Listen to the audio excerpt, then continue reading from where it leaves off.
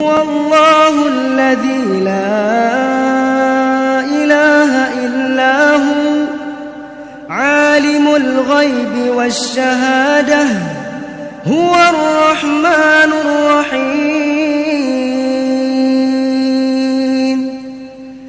هو الله الذي لا إله إلا هو رسول اللہ صلی اللہ علیہ وآلہ وسلم نزول قرآن کے وقت بہت سختی محسوس فرمایا کرتے تھے، اور اس کی علامتوں میں سے ایک یہ تھی کہ یاد کرنے کے لیے آپ اپنے ہونٹوں کو ہلاتے تھے۔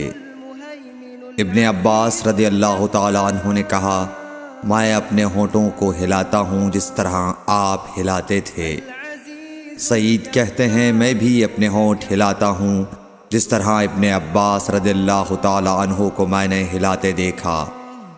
پھر انہوں نے اپنے ہونٹ ہلائے۔ ابن عباس رضی اللہ تعالیٰ عنہ نے کہا، پھر یہ آیت اتری کہ اے محمد، قرآن کو جلد جلد یاد کرنے کے لیے اپنی زبان نہ ہلاؤ، اس کا جمع کر دینا اور پڑھا دینا ہمارا ذمہ ہے۔ حضرت ابن عباس رضی اللہ تعالیٰ عنہ کہتے ہیں، یعنی قرآن آپ صلی اللہ علیہ وآلہ وسلم کے دل میں جما دینا اور پڑھا دینا ہمارے ذمہ ہے۔ پھر جب ہم پڑھ چکے تو اس پڑھے ہوئے کی اتباع کرو۔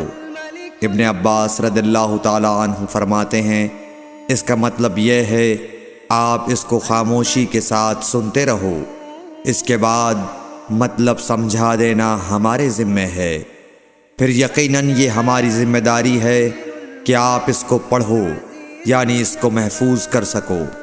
چنانچہ اس کے بعد جب آپ کے پاس حضرت جبرائیل علیہ السلام وحی لے کر آتے تو آپ توجہ سے سنتے، جب وہ چلے جاتے تو رسول اللہ صلی اللہ علیہ وسلم اس وحی کو اس طرح پڑھتے جس طرح حضرت جبرائیل علیہ السلام نے اسے پڑھا تھا۔